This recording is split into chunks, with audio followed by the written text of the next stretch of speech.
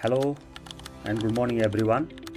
Today I teach you about the third important features of Java. Java मा अर्को एउटा third important feature के हो त भन्दाखेरि abstractions हो. Abstraction भनेको के हो, हामीले कहाँनेरि abstraction युज गर्नुपर्छ, types of abstraction छ कि छैन, अनि abstraction को फाइदा के छ त भन्ने कुरा चाहिँ म एक्सप्लेन गर्न गइरहेको छु है त. सुरुमा म यो साइडमा जाम. And you can see here, abstraction in Java is the process of hiding internal implementation detail and showing only essential functionality to the user. यो भन्नुको मतलब हाम्रो चलन चल्तीमा के एक्जाम्पल दिने गरेको छ त एक्सेप्सनको भन्दाखेरि एटीएम को एक्जाम्पल दिने गरेको छ. कसरी एटीएम ले एक्सेप्सन एचिभ गर्छ त भन्ने कुरा हो के. एटीएम मा चाहिँ हामीले फंक्शनालिटीहरु देख्दैनौं तर त्यहाँ हामीले फंक्शनालिटीहरु गर्छौं भन्नुको मतलब चाहिँ विथड्र गरेको कुरा चाहिँ हामीले त्यहाँ गएर विथड्र परफर्मेन्स गर्छौं तर विथड्र भित्र चाहिँ के भइरहेको छ भन्ने कुरा चाहिँ हामीले आफै फिगर आउट आफै देखिराखेको हुँदिनौं भन्ने कन्सेप्ट छ र त्यो हो त रियल एब्स्ट्राक्सन भनेको हैन. अलिकति हामी कन्फ्युजनमा रहिछौं. एब्स्ट्राक्सन भनेको चाहिँ के हो भन्दाखेरि आज म यहाँ एक्जाम्पल सहित बुझाउने छु है त. कसरी एब्स्ट्राक्सन एचिभ गर्ने, कसरी भन्दाखेरि हामीले we can create abstract class to achieve the abstraction. तर एब्स्ट्राक्सन 100% एब्स्ट्राक्ट होइन. किन भन्दाखेरि हामीले एब्स्ट्राक्ट मेथड इम्प्लिमेन्टेसन पनि गर्न सक्छौं एब्स्ट्राक्सन भित्र चाहिँ. अघि मैले कन्सेप्ट के भने भन्दाखेरि एब्स्ट्राक्सन चाहिँ यहाँ जुन बनाएको छ only essential functionality to the user, यो चाहिँ म एकदम प्रुफ गर्न गइरहेको छु के. युजर भनेको चाहिँ को त हैन. अब इम्प्लिमेन्ट एब्स्ट्राक्सनै गरेर त हामीले युजरको डिटेल हाइड गर्न सक्छौं. हामीले फंक्शनालिटी बनायौं अरे विदाउट युजिङ एब्स्ट्राक्सन, त्यो पनि त एटीएम मेसिनमा हामीले विथड्रको फंक्सन बनायौं अरे, त्यो पनि त युजरले देखिराख्दैन नि त. भने एब्स्ट्राक्सनै चाहिँ किन भन्दाखेरि यसको बारेमा चाहिँ म अब डिटेलमा भन्छु है त. एब्स्ट्राक्सन भनेको नर्मल युजर जस्तो एटीएम युजर त हामी हो, हामीले चाहिँ फंक्शनालिटी नदेख्ने भन्ने कन्सेप्ट चाहिँ एकदम गलत रहेछ. मैले त्यो अहिले आएर फिगर आउट गरे. कस्तो चाहिँ हो त एब्स्ट्राक्सन भन्नुको मतलब चाहिँ जस्तो मल्टिपल बैंकहरु छन्, मानौं मल्टिपल बैंकहरु, Nabil bank, NIC Asia bank, Kathmandu bank, let that be XYZ वटा बैंक छन् अरे मानौं हैन. अब सबै बैंकको एउटा इन्टरसेक्सन फिचर चाहिँ के हुन्छ भन्दा विथड्र गर्ने हुन्छ अनि पैसा डिपोजिट गर्ने हुन्छ. विथड्र र डिपोजिट दुईटा भयो मेथड. यो मेथड चाहिँ इसेन्शियल नै हो है सबै बैंकको लागि. भने हामीले के गर्छौं त भन्दाखेरि एउटा बैंक भन्ने क्लास म बनाउँछु है यहाँ. ल मैले यहाँ एउटा बैंक भन्ने क्लास बनाए अरे, BANK बैंक र म यसलाई अब एब्स्ट्राक्सन, यो एब्स्ट्राक्सन हो त होइन. किन भन्दाखेरि हामीले एब्स्ट्राक्सन जब हामीले एब्स्ट्राक्ट किबोर्ड युज गरेर क्लास बनाउँछौं त्यतिखेर हामीले एब्स्ट्राक्ट क्लास बनेको भन्न पाइन्छ. अब मैले यहाँ एब्स्ट्राक्ट क्लास बनाए बैंक. अब बैंक त मल्टिपल हुन्छन्. जस्तो एउटा उदाहरणको लागि नोबेल बैंक लिए है त, नोबेल बैंक. र अर्कोको लागि मैले के लिए त भन्दाखेरि अर्कोको लागि मैले कुन लिए त भन्दाखेरि प्राइम बैंक लिए है त, प्राइम बैंक. यसो गरेर मैले दुईटा बैंक क्रिएट गरे. अब बैंकको इसेन्शियल फिचर हामीले इम्प्लिमेन्ट गर्नै पर्ने फिचर, हामीले इम्प्लिमेन्ट गर्नै पर्ने मेथड फंक्शनालिटी चाहिँ के हो त भन्दाखेरि वाइड विथड्र हो. हामीले पैसा चाहिँ झिक्नै पर्छ. अनि अर्को के हो त भन्दाखेरि वाइड डिपोजिट हो हैन. यसरी दुईटा मेथड चाहिँ हामीले विथड्र र डिपोजिट त बैंकमा गएर गर्छौं, सबै बैंकले गर्छ भन्नुको मतलब. अब म के गर्छु त भन्दा नोबेल बैंकमा गएर चाहिँ एक्सटेन्ड्स किबोर्ड युज गरेर हामीले एब्स्ट्राक्सन भित्रको एब्स्ट्राक्ट मेथडलाई इम्प्लिमेन्टेसन गर्न सक्छौं. अब मैले यहाँ गर्नेबित्तिकै एरर आउँछ. यहाँ हेरौँ है त. अब यो एरर किन आयो त हैन, यहाँ एरर आएन. अहिले किन आएन अब यहाँ हेरौँ है त. बैंकमा जाम. बैंकमा त मैले यसमा इम्प्लिमेन्टेसन मेथड बनाएको छु नि त हैन. मेथड मात्रै क्रिएट गरौँ है त. अहिले भोइड खाले मेथड क्रिएट गरौँ, एब्स्ट्राक्ट भोइड गरौँ.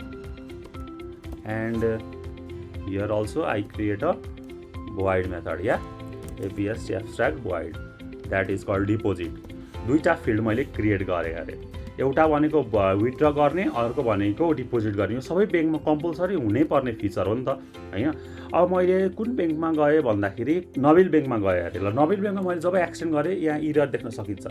अब यसले के भन्छ त भन्दा कि यो क्लासलाई एब्स्ट्राक्ट क्लास बना कि होइन भने त्यहाँ एब्स्ट्राक्ट भएको मेथड चाहिँ यहाँ युज गरे, यहाँ इम्प्लिमेन्ट गरे भनेको हो क्या. कुनमा त भन्दा मैले एक्सटेन्ड बैंकमा गरेको छु. बैंकमा जाम है त. बैंकमा त मैले दुईटा एब्स्ट्राक्ट मेथड बनाएको छु नि त हो. यो दुईटा चाहिँ यहाँ इम्प्लिमेन्ट गर्नै पर्यो एनी हाउ हैन. अब कुन बैंकमा गएर नोबेल बैंकमा गएर मैले एक्सटेन्ड बैंक गर्दै. अब बैंकमा भएको दुईटा फिचर चाहिँ मैले इम्प्लिमेन्ट गर्नै पर्यो है त. अब म सर्टकट युज गर्छु, इम्प्लिमेन्ट मेथड इम्प्लिमेन्ट हो. यसरी चाहिँ अब यहाँको एरर हटो. अब के फाइदा छ त एब्स्ट्र्याक्सन भनेको चाहिँ हामीलाई युजर भनेको चाहिँ डेभलपर भन्न खोजेको रहेछ क्या एकदम मिसकन्सेप्ट भइरहेको रहेछ म पनि त्यही सोच्दथेँ हामीलाई युजरलाई हाइड गर्ने इम्प्लिमेन्टेसन तर यसो विचार गर्दाखेरि मैले एब्स्ट्र्याक्सन बिनै पनि ब्याङ्कको एउटा एटिएमको सिस्टम बनाउन सक्छु नि त एब्स्ट्र्याक्सनै चाहिन्छ भन्ने पनि छैन नि त युजरले त डिटेल त केही कुरा पनि देख्दैन होइन युजर भनेको हामी होइन रहेछौँ क्या युजर भनेको डेभलपरले हो के गर्दा चाहिँ भन्दा अब डेभलपरले यो ब्याङ्क भन्ने क्लासको इम्प्लिमेन्टेसनमा डिपेन्ड भएन क्या होइन हामीले यहाँ जस्तो आफ्नै वान इम्प्लिमेन्टेसन गर्न पायौँ उसले विथड्र भन्ने मेथडमा गएर के छ भनेर आफूले ओभरराइड गरेर यसलाई हेर्न पायौँ यसरी हेर्न पायौँ अब मैले यहाँ साउट गरेँ र डिपोजिट नबिल होइन यो नबिल ब्याङ्क विथड्र हो यो चाहिँ रहेछ क्या एक्सेप्सन भनेको रियलमा चाहिँ भन्नु पर्दाखेरि के रहेछ त भन्दाखेरि हामीले चाहिँ मेथडहरूको वान इम्प्लिमेन्टेसन गर्न पाउने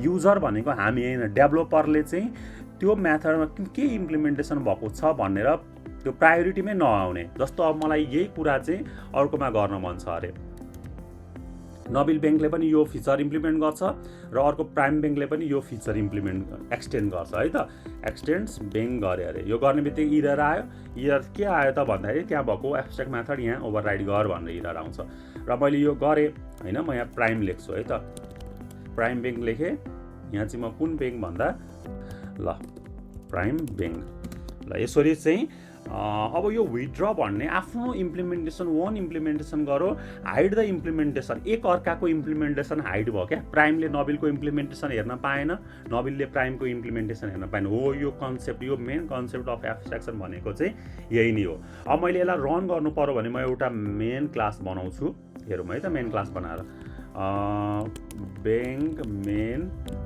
क्लास भनेर बनाएँ अरे अब म यहाँ के गर्छु भन्दाखेरि एउटा पब्लिक मेथड के हामीलाई याद हुनुपर्छ भन्दाखेरि पब्लिक मेथड बिना चाहिँ केही पनि चल्दैन है त पब्लिक मेथड मैले बनाएँ अब मैले ब्याङ्कको रिफरेन्समा bank equal to new Nabil हो यसको रिफरेन्समा मैले बनाएँ अरे अब नबिल ब्याङ्कमा भएको ब्याङ्क डट डिपोजिट हो त्यहाँपछि ब्याङ्क डट विथड्र हो यसरी ब्याङ्कको रिफरेन्समा चाहिँ मैले अब के गर्न पाएँ त भन्दा नबिल अब्जेक्ट क्रिएट गरेर हामीले यो ब्याङ्कमा जुन जुन मेथड छ हामीले कल गर्न पायौँ अब एउटा कन्फ्युजन यहाँ क्रिएट भयो कस्तो कन्फ्युजन क्रिएट भयो भन्दाखेरि मैले त यहाँ नबिलको अब्जेक्ट बनाएको छु नि त तर अब मैले नबिलभित्र एउटा मेथड लेखेँ अरे तपाईँहरूको मनमा क्वेसन आउँला र मैले यहाँ नबिल भन्ने एउटा मेथड लेखेँ अरे मानौँ वाइड XYZ भन्ने एउटा मेथड लेखेँ अरे होइन XYZ भन्ने मैले एउटा मेथड लेखेँ अरे र यसलाई पनि साउट गरेँ अरे अब तपाईँहरूको मनमा के आयो त भन्दाखेरि मैले यो मेथडलाई पनि त मैले नबिलको अब्जेक्ट बनाएँ भने त यसलाई युज गर्न पाउने हो नि त पाउनुपर्छ नि त तर पाइँदैन है त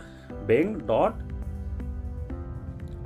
XYZ यहाँ इरर आउँछ अब यो इरर किन आयो यो कसरी भयो यदि जिज्ञासा छ यो अझै डेप्थमा जान मन छ भने चाहिँ कमेन्ट गर्नु होला है त यहाँ इरर आउँछ हामीले चाहिँ यहाँ ब्याङ्कको रिफरेन्समा चाहिँ नबिल ब्याङ्क अब यसलाई नै हामीले ल मलाई XYZ पनि इम्प्लिमेन्ट गर्नु छ है भन्दाखेरि चाहिँ मैले नबिलकै अब्जेक्ट बनाउनुपर्छ नबिल इक्वल टु गरेर अनि यहाँ के गर्नुपर्छ भन्दा नबिलको डट XYZ गरिसकेपछि अब यो इरर चाहिँ सल्भ भयो अब के यहाँबाट के कुरा बुझ्नु पर्यो भन्दाखेरि यहाँ जुन showing only essential functionality to the user भनेको चाहिँ डेभलोपर है युजर भनेको हामी युजरले होइन डेभलोपरले भित्रको कोडमा रिलेटेड कुरा चाहिँ एक अर्काको क्लासलाई चाहिँ मतलब हुँदैन क्या नबिलको प्राइमलाई मतलब छैन प्राइमलाई नबिलको मतलब छैन दुईटाले आफ्नो वान इम्प्लिमेन्टेसन गरेका छन् हो यही कन्सेप्ट युज गरेर हामीले एब्स्ट्र्याक्सन एचिभ गर्न सक्छौँ र मेन एब्स्ट्र्याक्सनको युज भनेको चाहिँ hiding the implementation of each class उनीहरूलाई आफ्नो क्लासको मात्रै इम्प्लिमेन्टेसन मतलब छ अरू क्लासको मतलब छैन